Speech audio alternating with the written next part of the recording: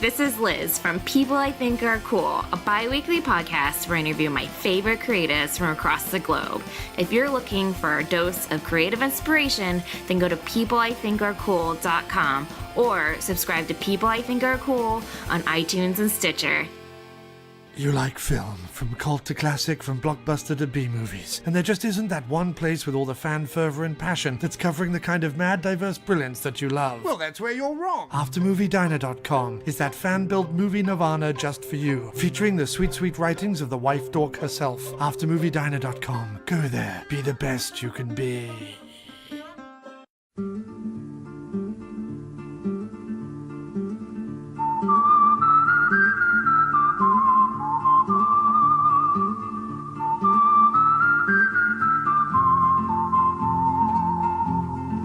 You are listening to the In the Mouth of Dorkness podcast, the official podcast of the Alamo Drafthouse, Winchester. Welcome to another edition of the It Modcast podcast. Joining us is Brian Young, the Turtle Dork. Happy Friday, folks. And also joining us is the lovely Lisa Gullickson, wife dork. It's 9:30 and there are fish everywhere. Ladies and gentlemen, Brad Gullickson, mouth dork. That's a big tank. And I'm your host, Darren Smith, the Dragon Dork. And welcome to another edition of the It Modcast podcast. Fistful Friday! Dragon sounds!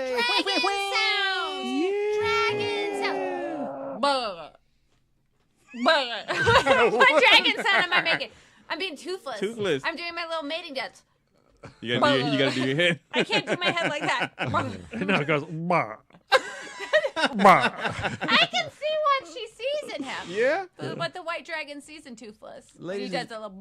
In honor of the release of How to Train Your Dragon 3, or whatever that subtitle is that is lost on me right now, we have a Fistful of Dragons. Yeah! Which is the name of my metal band. Yes, that's a dope-ass name. Fistful of Dragons. That's a badass name.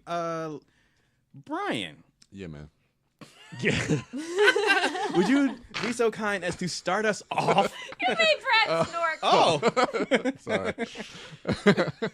with your number 5 and your fistful of flying reptiles. Well, off air we were talking about. It doesn't Don't tell them necessarily- that. Well, We don't talk off air. I pulled the veil back. God damn it! Pulled the veil I'm not back. decent. I guess if it has dragon in the title, Yeah. it's an acceptable use for this fistful. Don't you say double dragon? Oh shit. Oh well, then I'll have to do Kiss of the Dragon. Yeah. This is the Jet Li film from 2001. Yeah. I want to say. Damn. Starring Bridget Fonda Yes. and Tacheki Caro as the villain, who has a very comedic and hilarious death at the end of this movie. Spoiler alert: he is the villain, so Jet Li does win. But it has some pretty cool action sequences. I mean, this was directed. No, was it directed by Luc Besson, or did he just produce? Produced it. He just produced this one. Okay. Yeah, man. I haven't revisited this film in a while, but I do remember us going to see it with our mutual friend Paul. Bro, that was 18 years ago. God damn. Yeah, yeah. And this was back when Jet Li was kind of making his transition to American cinema. Of course, he got introduced to American films with Lethal Weapon 4 as the villain in 1998. Then we had Romeo Must Die. Yeah. Sorry, Romeo, you gotta die. And with the Wire Fu, which got outdated quickly, thank God. And then he came out, I think, with Kiss of the Dragon in 2001. When did the one come out? I'm Yula. I'm nobody's bitch. I like that one. Right? Oh, Was that before Kiss of the Dragon? that may have been 2000. Okay. With Jason Statham in Yeah. it. Yeah. Delroy Lindo. Delroy Lindo and Carla Gugino. Yeah. Yeah, Carla Gugino was in that too. Yeah, the one was not the one. Oh, it's good. I like it. It's goofy. Yeah, it's a goofy film. It was the Happy Death Day to you of its day. of its day. I mean, yeah, you got two Jet Lis. I mean, it was cool for the time. It'd be a fun. It was no Kiss of the Dragon though. It wasn't no Kiss of the Dragon, Okay. man. But I dug that movie, man. And Jet Li, man, was just such a force, man. Just in the martial arts world and coming over here. That was the time with Jackie Chan was Oh my coming God, over. that's the one where He has they had the fight sequence in the fucking police precinct when he fights all those guys in the gi, and then he has the fight upstairs with the blonde-haired tall dude, and then the dude that was in B13. B13, yeah. So they brought those cats over. Yeah, the fight in the police station. That shit was badass. And then the fight in that dojo with all the people with the bat. That is an homage to Fist of Legend. Fist of Fury. Fist of Fury. Yeah, aka Chinese Connection. Oh, I thought you meant Jet Li's other film, Fist of Legend. No. That sequence when Jet Li is fighting all those people who are in their karate gi, that's a homage to Bruce Lee's Chinese Connection, aka Fist of Fury. Okay. Yeah, and then even the scene where he fights the big black dude. Then what was that, Timbaland? No, that's the Neptunes. Neptunes. Yeah. So, that was a cool little film, man. So. Yeah. I guess the title "Kiss of the Dragon" comes courtesy of Takeshi. Yeah, I'll let you butcher it. Takeshi Karo's death. Who is the main bad guy in Bad Boys. Yeah. Who I always know him from. All right. But yeah, Kiss of the Dragon, man. I dig that movie. Yeah, that's the guy who's not Jurgen Prochnow. Damn. All right. Lisa, your number 5 in your Fistful of Dragons. My number 5 is a dragon that terrified me as a child, and that is Maleficent from the 1959 cell animated Sleeping Beauty. That's a great pick. Yeah, that's a good one. Just as a villain, Maleficent, the jilted fairy, she's come back to get her revenge by giving the princess a death curse on her 16th birthday. As you do. But then when she turns into a dragon, just that design and the fluidity of these hand-drawn. The black with the green. Yeah, and gorgeous. Purple. It's so rich. That fire. Yeah. So good. So I'm trying to pin down exactly when I saw this as a kid because I have childhood memories, young child memories of this being frightening to me. It was first released on VHS in 1986. Shit. Which would put me at 2. 1986. I was born in 1983, but the very end. So I'd be 2 in 1986. And then it had its theatrical runs in 1986 and 1995. So you saw it in the theater? Yeah, I saw it in the theater, but I would have already seen the movie because 1995 I would be in 5th grade. I've never seen this. So sometime in between. But my memory of I loved Sleeping Beauty, but a lot of my childhood movies, I'd watch them to a certain point, and I'm like, okay, now this is where I turn the movie off, and this is where the movie ends for me. It always bummed me out, the whole conflict part of the movie. I like the part of the movie where she's living in the woods with fairies and they're making cake and there's a prince. I like that part, but then scary dragon. I loved it, but I also hated it. And we subscribed to they would send you board book versions, not board book, but like kids versions of the Disney movies, and they would just come in the mail just randomly, and we always looked forward to them. But the Sleeping Beauty one, I insisted that it be removed from the house and removed from my sight because I found it so scary. But I love rewatching those early Disney movies. They're such in terms of just a feat of human production, just absolutely amazing and beautiful. I haven't seen the live action ones. Does Angelina Jolie, when she plays Maleficent, did she turn into the fucking dragon? She does. Yeah? Yeah, it's a pretty cool dragon. Huh. But it's not the one from the animated one. No, it's not. Yeah. No. All right. That's a great pick, Lisa. I did not think of that one. All right. Brad, your number 5 in your Fistful of Dragons. I'm going to kick things off with Ray Harryhausen. Oh, yes. And the dragon I'm thinking of is the one from my favorite Harryhausen film, The Seventh Voyages of Sinbad, in which the Cyclops, which is my favorite Harryhausen creature, I love the Cyclops from Seventh Voyage, battles this dragon that's been chained and unchained loose upon the world. And Sinbad stands back as he watches the Cyclops and the dragon duke it out. And it's just one of like the most perfect fantasy scenes in a film. This is everything you want from a Sinbad movie in one moment. The Cyclops versus the dragon. It's a great design. As a kid watching his films, Ray Harryhausen's his work was like watching toys being played with without the hands moving the toys. That was what it was like for me, like seeing my action. There was something tangible about the way that they looked. They looked like toys that I had. So when I play with my toys, I have to imagine that they're moving, but I have to move them with my hands. But seeing those come to life was like seeing toys come to life. And as a kid, that's the coolest shit. Yeah, I think that's a perfect description. And I don't know if I would necessarily put that into those same words, but it totally makes sense with my memory of watching Harryhausen films. It's like opening up your toy chest, for sure. They never not look miniature. Right. Like, it's not like hyper realism or anything. Yeah. I mean, there's a certain suspension of disbelief that must occur when you see a human actor interact with these stop motion animated creatures.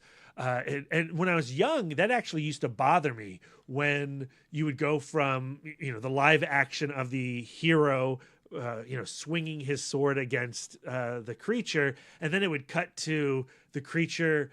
And in the animation, Harryhausen would have to animate him grasping another human. And then the human that's in the clutches of the dragon looks so different. Yeah, that used to bug me a lot. Now, as a true aficionado of the Harryhausen aesthetic, I love when that oddity occurs in a movie. Yeah. I mean, because to me, it's just, the ingenuity on display. Well, how do we get around this problem? We have a live action person here. How do we transition that from him being there to in this miniature creation's hands? Interacting with it. Good, great pick, B. My number 5 is going to be the dragon that ate Matthew McConaughey in Reign of Fire. Yeah, I knew this movie was going to have to get mentioned at some point. I've talked about this movie before, but in concept, like, I just find it really cool. I just think that it's the creature designs, even for its time. Brian, use your supercomputer brain. What year did this movie come out? Oh shit, Reign of Fire. Yeah, it was in the aughts. I want to say 04,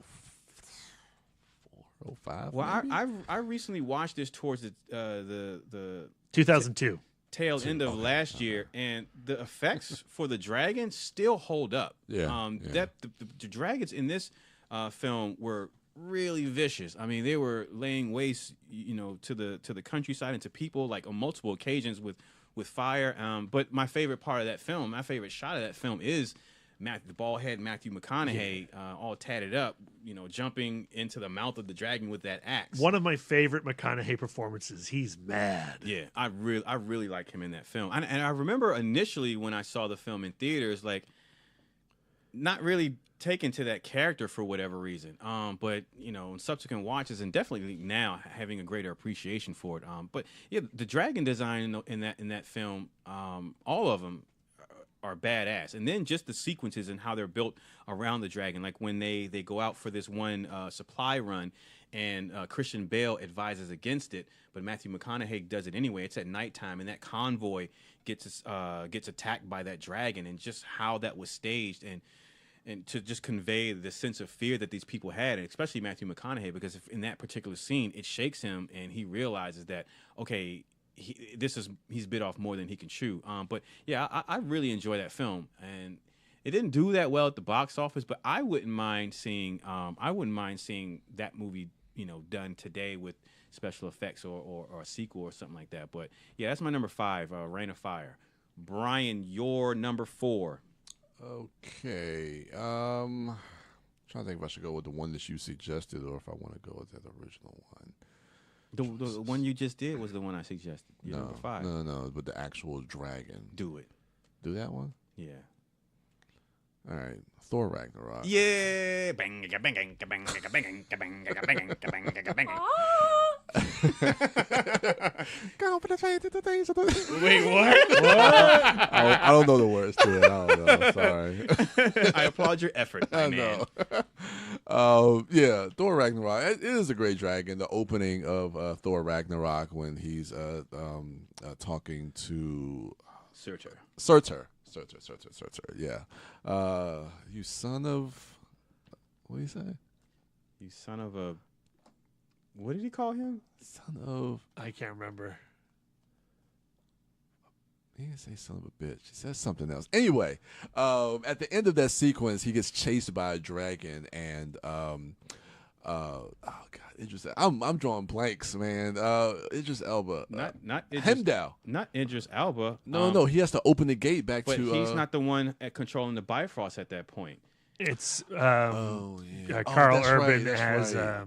Yeah. You've infected me with drawing the blanks, Brian. This is great podcasting. Oh my God, the guy with the machine guns from the Walt Simonson run. Yeah. Scourge. Jesus, Brad. Scourge. Yeah. Dez and Stroy. Yeah. Dez and Troy. Dez Troy. Yeah. Anyway, so he opens the Bifrost. The dragon's about to eat Thor, and he's able to get him back to Asgard. But by closing the Bifrost, chops off the dragon's head, and that's how the dragon is dispatched. That's how the dragon is destroyed. The dialogue is Surtur saying to Thor, "Thor, son of Odin," and then Thor responds, "Surtur, son of a bitch." Oh, it is. That's the line. Yeah. Okay. Because I used that as a quote from one of my openings one time. You did. I did. So yeah, Thor Ragnarok. That's my number 4. I mean, how cool was that? Like, I remember when I first saw that theatrically, just being so giddy that I'm watching a Marvel movie and there's this flying dragon and it's chasing Thor. Well, the way that Taika Waititi frames the dragon flying behind Thor as he's in flight. In flight is the word I'm trying to use. Damn it, Brian, I blame you. That shot is gorgeous. Yeah. That's worthy of a wallpaper. Yeah. All right, great pick, Beat. Wife Dork, Yes. your number 4. My number 4 is technically a dinosaur, but the origins of the word dinosaur is terrible lizard. What two dinosaurs and dragons have in common? They're both pretty terrible lizards. You're not picking Godzilla, are you? It's hard to think of movies that I have not talked about in this podcast, but this is definitely one of them. This is a movie that I loved and remembered so vaguely as a child. I eventually thought it was from my imagination. I thought I had invented this movie in my mind. And the movie is the 1985 film Baby, The Secret of the Lost Legend. Yeah. I don't know if that's a dragon, Lisa. It's a dinosaur, and dinosaurs are like real life dragons. Okay. Little baby brontosaurus. Like, so sweet. Not And T-Rex. A T-Rex is more dragon-like. if you like my childhood remembrance of what this movie was like, so I pulled up a picture, Brad. Look at these dinosaurs. Yeah. They look terrible. No, I know. We own the DVD. It reminds me a lot of when we went to Dinosaur Land in Williamsburg, where it's just like you pay like $10 or whatever, and there's a bunch of paper mache dinosaurs. Yeah. That are in. It's not the various greatest states of animatronic brontosaurus. but it made me want to have a brontosaurus so bad, and so I would play I would play Baby in my backyard all by myself with my imaginary brontosaurus friend. Just noticed the two main characters are played by William Catt and Sean Young. Yep. And their last name is Loomis. Do you think Halloween, Baby, shared universe? No. Oh, okay. damn, Just a Brad. coincidence. Shoot okay. that down quickly. Two other pieces of media I also thought I had imagined as a child. The Ewoks the battle for Endor for a long time I thought was a product of my imagination. Also the song Dream. For a long time I thought I wrote that. So yeah, Baby. Okay. I also in my memory there was like a young girl in the movie Baby, but there is no daughter or anything. So that was just my imagination.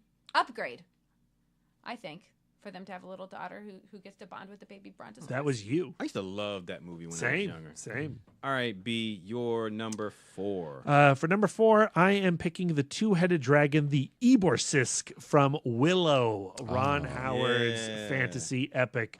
In the climax of that movie, Willow, Warwick Davis, is, he's working on his spells. He's trying to, make things work for him. And he accidentally transforms a troll into the two-headed dragon that then proceeds to tear shit up. Yep. That castle not looking better after the Eborsisk shows up.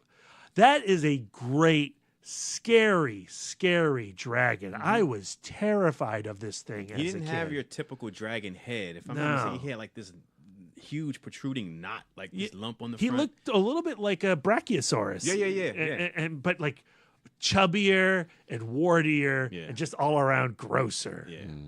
Gnarly dragon. For a rewatch of Willow. Yeah, same. Great. It's been a long time. Planning a sequel to that? Yeah, like so many things. I've never seen Willow. You've never seen Willow? Mad Mardigan?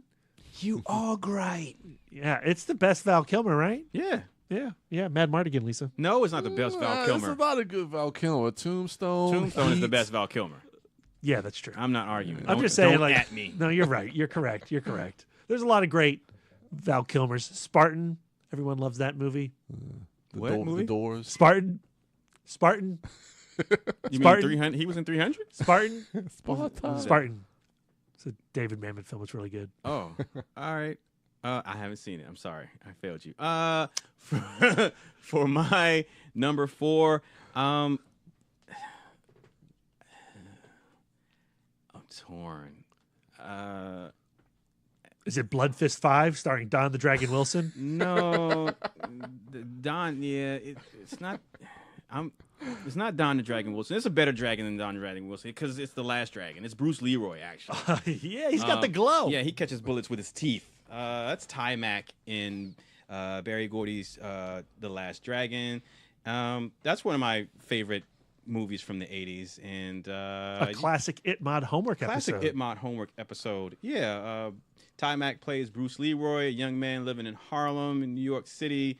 And he is the black sheep of his family because he is into kung fu and the rest of his family just don't get it. And he is being terrorized by Sho'nuff, played by the late great Julius Carey of Briscoe County Jr. And yeah, I love this film. I guess it's a coming of age story for a grown ass man. Shit, I never thought about it like that. Oh, that saddens me. All right, but you know what? It's got a dope soundtrack. It has Vanity in it, and it has clips from Bruce Lee movies in it, and that makes me happy. It pleases me to no end. I could quote this movie up and down. I know the dialogue front and back because I've seen it a million times, and I will watch it a million more times before I leave this earth. Yeah, if you haven't seen Last Dragon, I ain't going to spoil it for you. Go back and listen to our homework episode after you watch it for yourself. But yeah, that's my number 4, Bruce Leroy, The Last Dragon. Brian, your number 3. All right, so my number 3, I know you clowning me before we came on air. It is Dragon Heart. I do love Dragon Heart from 1996, starring Dennis Quaid, and performed brilliantly by voice acting by Sean Connery, the one and only Sean Connery. It was a Scottish dragon. Yeah, it was. I really do like this movie. 1996, I was 18.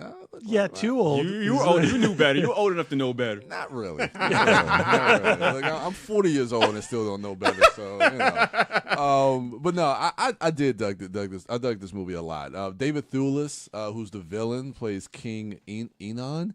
I guess that's his name from the IMDb. I trust you. I don't remember. But really, what I really dug about this movie was really the relationship between Dennis Quaid and the dragon Draco, voice acted by Sean Connery. And I thought Sean Connery did a really good job. I did rewatch this film maybe 3 years ago, and it really doesn't hold up. Yeah. It didn't hold up then, Brian. I differ a little bit on that, but I don't know. Like just like, well, yeah. I mean, maybe I was too old, but still, it's a movie that I still remember fondly. But yeah, it definitely. There were not a lot of dragon films not when this around that film time. dropped, Not and around that I time. was crazy excited to be getting a new fantasy film starring a Sean Connery dragon when this dropped. But well, yeah, okay, fantasy film, yeah, because I don't think this was built to kind of be a franchise, even though they do have sequels. But I mean, like, They're just a There's a sequel to that movie? direct to video. Yeah. There was no real presence of fantasy adventure like Around that Lord of the time. Rings. Yeah. Yeah. The closest thing we had was Conan the Barbarian and my number 2 pick, which I'll talk about later. Oh, and Willow, which was and Willow, early on. Yeah. So yeah, you're right. But yeah, I mean the effects and stuff really don't hold up. But the end of this movie, really, it sold me with the connection between Dennis Quaid and Draco and the choice that he has to make, because there's a connection. I can't remember exactly what it was, but I know there's a connection between David Thewlis as far as like him being alive, because he almost died as a child.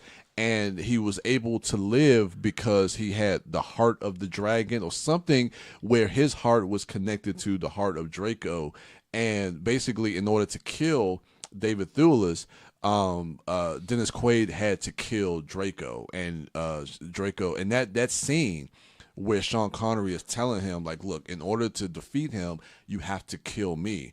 And he kind of like opens up his chest plate or whatever it is that he has and shows him the heart. And Dennis Quaid doesn't want to do it. And it's that friendship, that connection that they have. And the music in that movie was just so well done. I don't know who the composer was, but I absolutely love the score to Dragonheart. Really? Dare I say, the movie has a lot of heart. Oh, God. But I dug this movie, man. And it might be time for a rewatch. I saw it 3 years ago. Honestly, I was looking for it on like Blu-ray or DVD. I bet you were. I was like, because I totally forgot about it. And I don't know how it came back up, and that's what made me rewatch it, because it was on like Stars or something like that, and I watched it streaming, and I was like, man, I want this in my collection, but unfortunately, it's not on Blu-ray. Randy Edelman is the composer of Edelman. Dragonheart. Name sounds familiar. He did, Last of the Mohicans and The Mummy, The Tomb of the Dragon Emperor. Oh, your favorite. Yeah. Is that on your list? No. There's dragons in it? I mean, he's the Dragon Emperor. He's Jet Li. Yeah. Don't Jet Li turn into a dragon in that movie? Yeah, I think he does. Yeah. Okay. I really don't remember. But I do love it. Okay. There's Yetis. Yetis. Okay. Sasquatchers. All right. Great pick, B. Maybe. Wife Dork. Yes. You're number 3. My number 3 is Dameng from Buddha's Palm, the Yeah. Shaw Brothers costume fantasy kung fu movie. That's a good That pick. movie is nuts. I was introduced to this film last year at the Alamo Draft House, Yeah. and it was so fun to see on the Yep. big screen. It's super colorful. It's funny. The fighting is fun. It was just a good time. Yeah. And one of the more charming elements was this lion dragon thing that was kind of the familiar of the the malcontent monk who was the last holder of this Buddha's palm skill. And So good. and the dragon actually rescues our hero. Yeah, as he's in mid-fall. As It's he's a great mid-fall. reveal. And brings him to his master. And but then for the rest of the movie, I'm looking for the master's crazy name. It's like here it is. Flaming Cloud Devil. Yeah. Flaming Cloud Devil, surprisingly, not a good pet owner. So for the rest of the movie, this paper mache, how many times can I say paper mache in one fistful? It's clearly like the kind of classic 2 dudes in a suit style. But it's dragon. great. But it is great, and it's really funny, and it's actually for like a puppet. It's like super Pretty good. expressive. It's a lot of fun. Yep. Yeah, very expressive. They do a lot of work in tandem. That's great. Yeah, I love it. So this movie came out in 1982, and and it does have a certain amount of campiness to it. There is also some feminist undertones because the sexist flaming cloud devil would only teach women half of the Buddha's palm. There's like 8 steps to it, and he would only teach women 4, and that is offensive. So, yeah, I thought this was super fun. If you have any kind of opportunity, this was my introduction to the Shaw Brothers films. What was the other one that we watched? Come Drink With Me, another super fun movie. Yeah, so 36 Chamber Shaolin. Yep, also saw that one. So now I've seen 3. Yeah. So now I'm an expert. That's how many movies it takes to be an expert. There's like 1,000 of these movies. If you go on Wikipedia, there's so many that there's not even a Wikipedia entry for this movie. Even within the Shaw Brothers movies, Buddha's palm, really weird. Yeah. Yeah. It's super weird. It's trippy, but I like it. Yeah, great. So if you have any kind of opportunity to see a Shaw Brothers movie in the theater, I highly recommend it. As a Alamo noob. needs to bring those back. That was so Please. fun. All right, great Are they pick. still doing Taco Tuesdays? I don't think so. No. Heartbreaking. All right, B, your number 3. Number 3 is the first dragon I thought of when you suggested this fistful, and that is Quetzalcoatl, Q, the winged serpent from the Larry Cohen classic. Great pick, man. Yes, the Aztec god dragon creature has invaded New York City, and it is terrorizing the land. Is it New York? Is that where the Chrysler building is? Yep. Okay, good. Whew. I know my buildings. I just don't know where they're located. So yeah, New York City. Michael Moriarty plays this crook who wants to be a jazz pianist. Very bizarre performance from Michael Moriarty. Moriarty has quite a few bizarre performances, especially within the Larry Cohen canon. Yeah. But you also get David Carradine and Richard Roundtree. Candy Clark's in the film. It's a lot of fun with the cast, and they're always staring up at the sky, terrified that this dragon's going to drop down, firing machine guns up into the air. Yeah. And I love that, Larry Cohen said, let's go to the Chrysler building and let's just start shooting fake machine guns over real New York streets and start freaking people out. And they filmed all the scattering citizens who did not know they were in a movie. Yeah, that's nuts. Yeah. I love that about it. That's the good old days of guerrilla filmmaking. Right? Love Larry Cohen. Can't do that shit in New York now. You get shot back. And while we're at it, we might as well plug an old interview that Darren and I did with Larry Cohen on It Modcast. Yes. Go check out our back catalog of chatcasts. It's a really good conversation. Yep. Audio, not the best. Sorry. But, what are you going to do? Yeah. It's still great content. Larry Cohen. Larry Cohen. Great pick. B, I'm scared. I think if you're the nerd I know you to be, this might be your number 2, and I'm scared. So I apologize in advance. Well, we all know what the number 1 is. Yeah, but what's your number 2? Does it begin with a V? No, I just did mine. Your number 2? I'm not telling you what my number 2 is. Does it begin with a V? Because I'm about to say it's my number 3. No, it doesn't begin with a V. Okay, good. My number 3 is Vermithrax Pejorative from Dragon Slayer. A stop? I'm trying to think if that. It's a combo. Yeah. Yes, it's my number 2. I couldn't remember what its name was. So when you're like V, what? I was like, I'm sorry. That's okay. No, that's my number 2. That's fine. I can audible this. Yeah. So as a kid, like when this movie came out in like 81 or something, some shit like that. I know it came out in the 80s, like the early 80s. At the time, like I really didn't. So because of the special effects involved and needed to animate and bring this dragon to life. 81, yes. It's not in the movie a lot. Even in the opening of the film, you don't really see it. You see what it does to this woman who's tied up on the stake, and you see it burn her alive. But it isn't until much later on in the film that we get to see the dragon in full. And so the rest of the film is really about this young kid and going on this quest to, get what's needed to defeat this dragon or what have you. And as a kid, like I just remember being very impatient with the movie because I just wanted to see the dragon. Get to the dragon, right? But man, like the reveal of that dragon and just the way that the visual effects that were used to bring it to life. I mean, it kind of goes back to like what you were saying, like with the Harryhausen stuff, B. I mean, say what you will about. I mean, I love, like I just I just spoke highly about how the visual effects for Reign of Fire hold up. But that's a film that came out in the 2000s. But like before that, like with like the visual effects and practical effects and stop motion combination that they used to bring Rittermax to life, like even then, like it just felt like something special to me. Like I was always in awe of that visual effect when watching that film. And it's been a long time since I rewatched that movie, and so I can't really recall that movie as a whole. But I do remember the dragon, and it sticks out to me. And I need to rewatch it. Yeah, I'd be curious to rewatch it to see how I felt about it. I like you, loved it as a kid. It was a major movie, and it was one of those rare fantasy films that truly felt like sword and sorcery, Dungeons and Dragons. Yeah.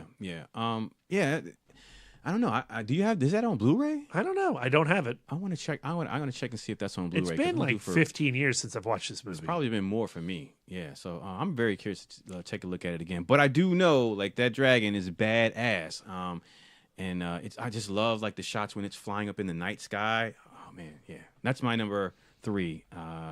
Brian, your number 2. So my number 2 comes from one of my favorite fandoms of all time. Yeah. You got it. Yes, the Dragon Zord. Yeah. From Mighty Morphin Power Rangers. This is Tommy's Zord, the Green Ranger, his Zord. And it's just iconic. It's an iconic Power Rangers, is an iconic Zord that Power Ranger fans have come to just love. I mean, the dagger, the flute sound has become synonymous with Power Rangers, that even just casual fans or random people can go ahead and kind of say that little the flute jingle that he does to summon the Dragon Zord. Yeah. It's just so much fun, man. And the design of the Dragon Zord from the show is definitely reminiscent of Mechagodzilla. Yeah. Godzilla. And I don't know. It'd be interesting to see if it ever comes to pass, if the Green Ranger will ever get a cinematic rendition of that character in that Zord. Wasn't he teased in the movie? He was teased in the first movie, but unfortunately, not gonna happen. It's not going to happen as of right now. But I mean, I thought they were doing a sequel. We'll see. Well, Hasbro's in talks right now with Paramount, because their production company is through Paramount.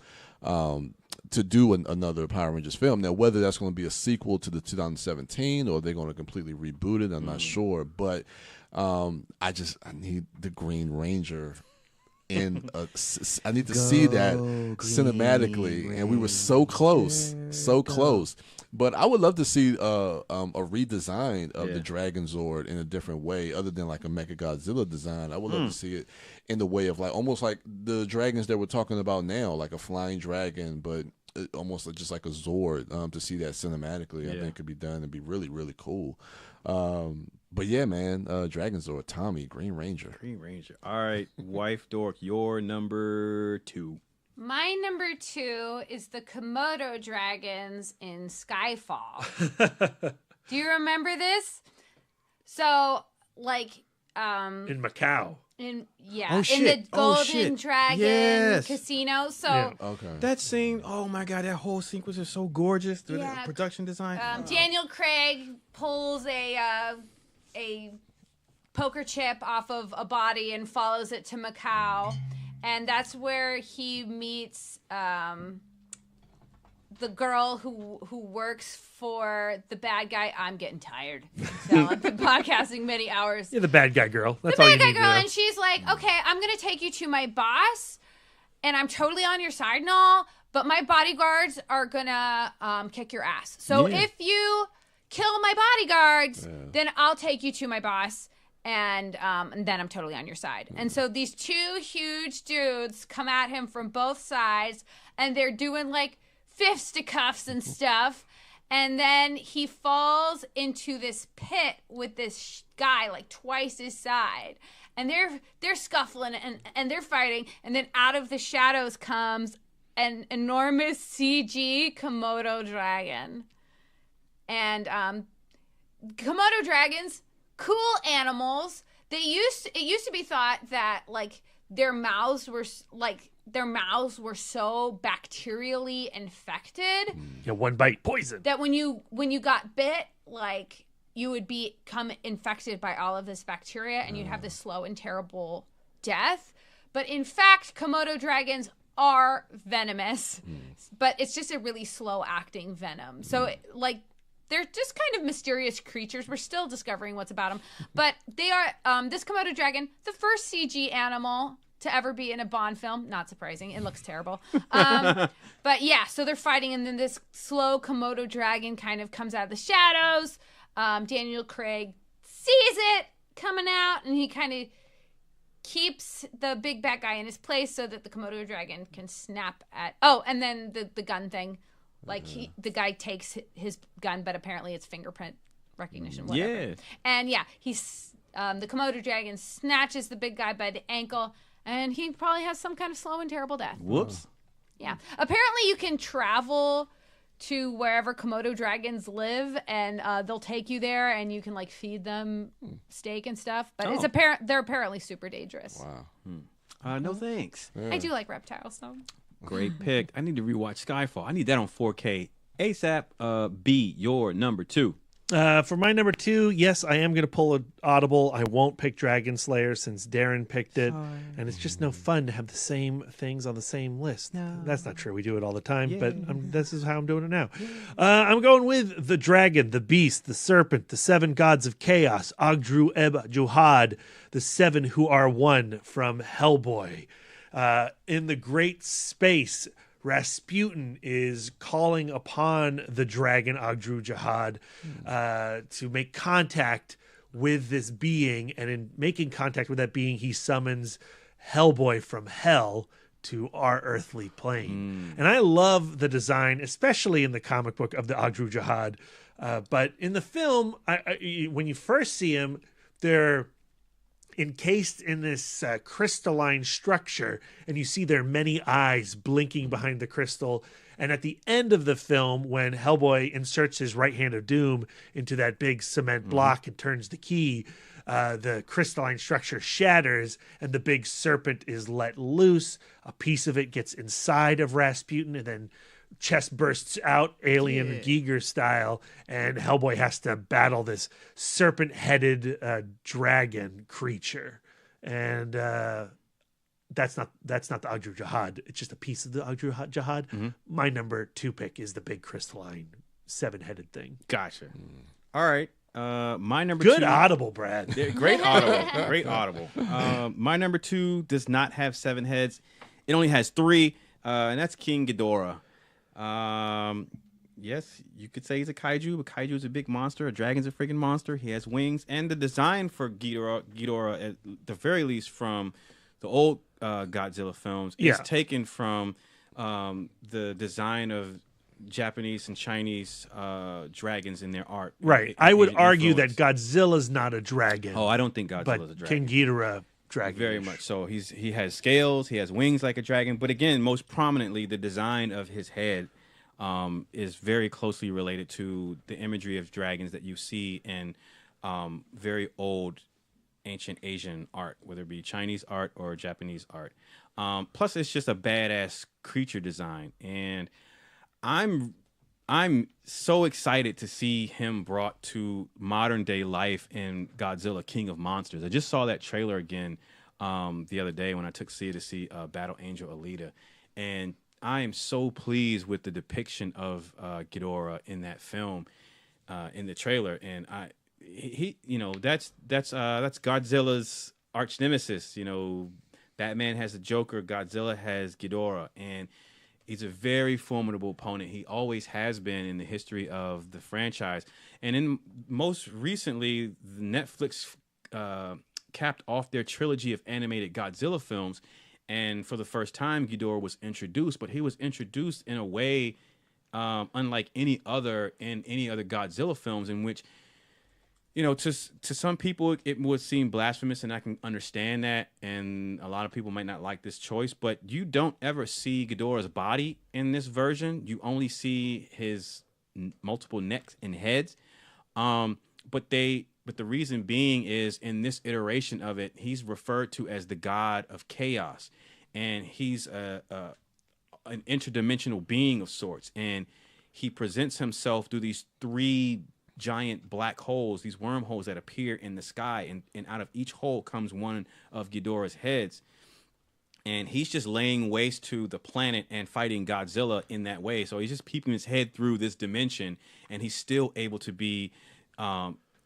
he's still able to create massive amounts of destruction. And I just thought that was a very interesting depiction of that character. But in the new film, as you see in the trailer, we get to see him in all his glory, and he looks terrifying. And so I couldn't be more excited. But yeah, like, if you listen to the podcast, you know that Godzilla is a huge part of me, and I'm a huge fan of that franchise. And Ghidorah is right up there along with it. And so, yeah, that's got to be my number 2.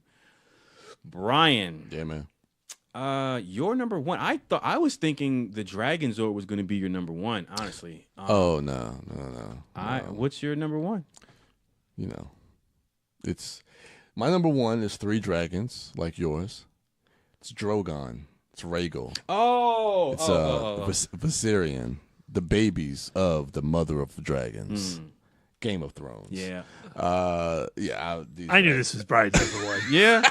I knew he was gonna hop movies to TV. There you go. Yeah, man. I everybody knows that now. I'm just on the Game of Thrones train, and I love this freaking series, and I love Dany and her storyline, and her dragons. I mean, from the end of season 1, when those eggs are hatched and those dragons are babies, and how we've seen them grown, and what's happened to one of her dragons, which I think is Viserion. I think Viserion is the largest one, and that's the one that the Night King is now riding. So the Night King is and his army and that dragon are coming. So man, like knowing that, remember we just watched the episode where Dany was feeding a teenage version, what I call the teenage version. I think that was Viserion. I think that was Viserion. Yeah. The one that snapped at her. Yeah. Yes, man. So it's going to be interesting because these are her babies, and she can't have any more children, as she told Jorah, friend zone guy. She just probably can't have any with him. God damn, Jorah, my dude. So these are her babies, and she lost one of her babies. But I love these dragons. Last season, that episode, Spoils of War, when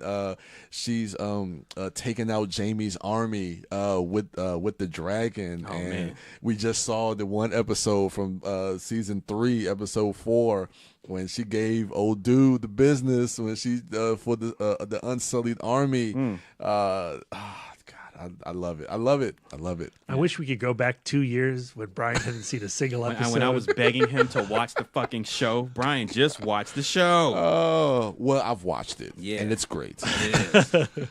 All right, great pick. Wife Dork. Yes. Let me see. It's going to be so obvious when I say it. Really? Because I've talked about it on Fistfuls before. Let me have it. It is Elliot from Pete's Dragon, the original 1977 film. This film falls under the genre of traumatized kids have a magic entity enter their lives and make it all better for them. And then when that person's life has... that traumatized child's life reaches some level of normalcy, then that magic creature abandons them coldly to go help some other traumatized child. It's just the same as Mary Poppins, Winnie the Pooh, and as a child, I never understood. Like, I would cry at the end of Pete's Dragon. I would be like, why does Elliot have to go away? How could Elliot find another friend like Pete? What's Pete gonna do without Elliot? It always broke my heart. Yeah. But I still love this movie. And in terms of like traumatized children, nobody gets it worse than poor Pete. Because not only is he an orphan, he has an abusive foster family, the Gogans, and they are like almost like he's like Cinderella in that situation where he is kind of forced to be like free labor for this kind of cliche hillbilly family. I don't remember that one. I remember vaguely the most recent, the live action remake, which is pretty good. Did you see The, that? the remake is pretty good. Yeah. Okay. But it doesn't have like obviously this nostalgia factor that this movie has. Yeah. So it's the Gogans, and then he meets Nora and her alcoholic father Lampy, and she is mourning because her fiance was lost at sea, presumed dead, and so now she's stuck living with her weird dad in a like a what is it, a lighthouse. So like they have like this kind of outsider mentality, and Nora is kind of skeptical about the existence of Elliot, but she always plays along, and she tries to do right by Pete by sending him to school, and then whenever Pete would have some kind of bad things happen to him, well then this invisible dragon would fight on his behalf, like this kind of weak outsider abused child. It's a beautiful story. Eventually the Gogans conspire with the evil Dr. Terminus to capture the dragon, playing on all of the superstitions of the townspeople. But then eventually, they get free, and but a rogue wave has put out the lighthouse, and there is a ship at sea, and the ship without the lighthouse will crash. So Elliot uses his fire to light the lamp house, and it's a really beautiful. And Nora sees that Elliot is real, and it's like this really beautiful thing. And it also has the beautiful song "Candle on the Water," sung by Helen Reddy. So beautiful. It's a great movie and a super nostalgic flick, and a super sad kids movie when you think about it. Yeah. All right, great pick. B. Yes. Because great dorks think alike. Yes. We have the same number one. We better. And so for the sake of brevity, I'm just going to combine my pick with You should say it on 3. All right. Wait. I want to sing the jingle. Can I sing the jingle? Yeah. Ready? I'm going to sing it. Yeah. Our number one is Puff the Magic Dragon lives by the sea. That's not. No, that's the wrong key. I'm singing in the wrong. No, Lisa, we're not singing in the right key. He said that's not it. That's not the right key. The magic That's the same key, just down a couple octaves. Lived by the sea. No. That's Your number one. I feel bad. I feel bad for. That's not your number one. No. My number one is an actor who was born on November 27th, 1940. He is the dragon. Yes. Bruce the Dragon Lee. Yes, sir. Yeah. Yes, sir. He was born in a Chinese hospital in Chinatown in San Francisco. Yep.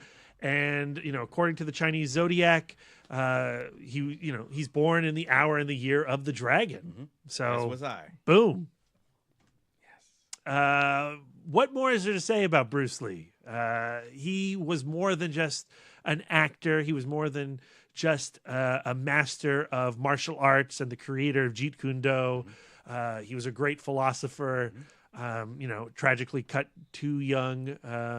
And he left us some great teachings, some great writings, and several really good movies, and one absolute masterpiece of a movie, Enter the Dragon. Yes. We here at ITMOD did an entire series, an ITMOD spotlight on Bruce Lee's career, a series of, I want to say it was 6 conversations that Darren and I had centered all around Bruce Lee. So, I don't know. Take it away, Darren. Yeah, you said it, man. I mean, that's it.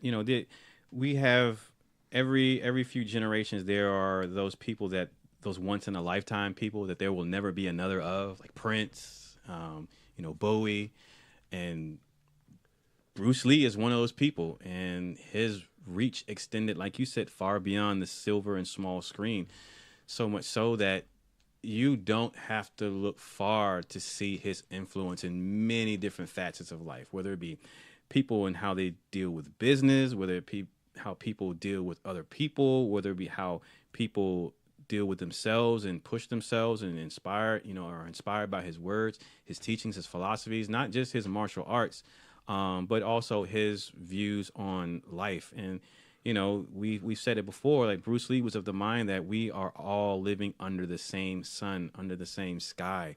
We are all one tribe, one family. And we're at a point in our society now where a lot of people would do well to recognize and accept and live by that.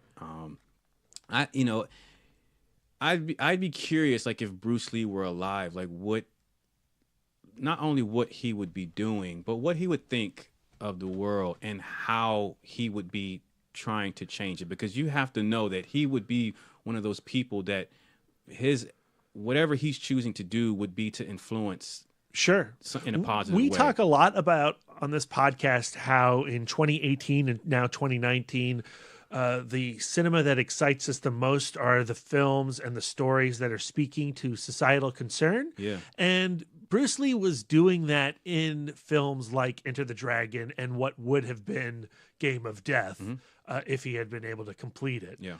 He was talking to the audience and saying, you can live a better life. And yeah, his films had punching and kicking, but the greatest opponent was the self. Yep. And it's about mastering yourself. And if you can master yourself, you can finally interact with others and help others in achieving a sense of oneness. I think if you took Bruce Lee and put him into Hollywood today and gave him a camera, he would be tearing it up with message martial arts films. Yeah, and he would also.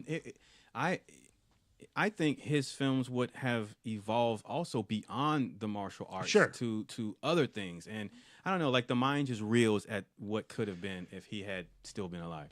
And you can't really draw a parallel to any other actor that we've had since him. Nope. There's nobody like Bruce Lee today in cinema. And for all the people who wanted to be Bruce Lee and still continue to want to be Bruce Lee, they haven't attempted to even replicate the philosopher action guy. No. It's really just people who loved him as an action star. They don't tend to carry on what he was trying to say with his words. Yeah, I mean he not just writing scripts and he wrote books about philosophy, about not just martial arts, but about just life and how he would grow and evolve and how he could see value in that and pass those teachings on too. Because just like he believed in teaching not just the Chinese his martial art, but he believed teaching everyone about, seeing the value in themselves and pushing through adversity within yourself and facing the rest of life and being a good human being and being kind and open and sharing to other people. Yeah. So, that's got to be my number one whenever we're talking about A Fistful of Dragons. The late, great Bruce Lee. Ladies and gentlemen, you can hit us up on social media at ItModcast on Twitter, Instagram, and Facebook. Let us know what your top 5 flying reptiles or dragon-related movies or TV shows or whatever. Or what your top 5 Don the Dragon Wilson movies are. All right. Blood Fist 1 through 5. Yeah, you could. Yeah, if that's your pick, I respect it. No shame here. Brian. You can follow that guy at the Turtle Dork on Twitter, at the Turtle Dork 1 on Instagram, and at Brian William Young on Facebook. The lovely Sidewalk Siren can be found at Sidewalk Siren and at Bake Dork on Twitter and Instagram. She's also at Sidewalk Siren on Letterboxd. Brad Gullickson is at Mouth Dork on Twitter, Instagram, Facebook, Letterboxd, and Untapped. I am Darren Smith, the Disco Dork, on all social medias. That's going to do it for us. Thank you all for listening. Enjoy the rest of your week and go see How to Train Your Dragon Part 3. And part 1 and 2 if you haven't seen it. Brian. Oh, Jinx 5 and 5 make 10. I'll buy you a Coke, please. Oh, that's so nice. That's going to do it for us. Thank you all for listening. Enjoy the rest of your weekend. And until next time.